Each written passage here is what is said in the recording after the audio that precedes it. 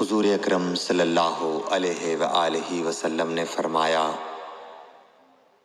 کہ وحی نازل ہوتے وقت کبھی مجھ کو گھنٹی کی سی آواز محسوس ہوتی ہے، اور وحی کی یہ کیفیت مجھ پر بہت شاق گزرتی ہے۔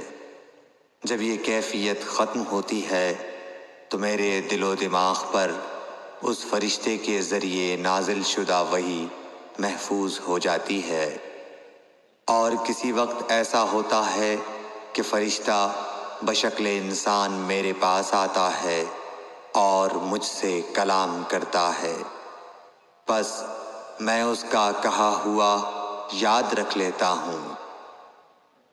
صحیح بخاری حدیث نمبر 2۔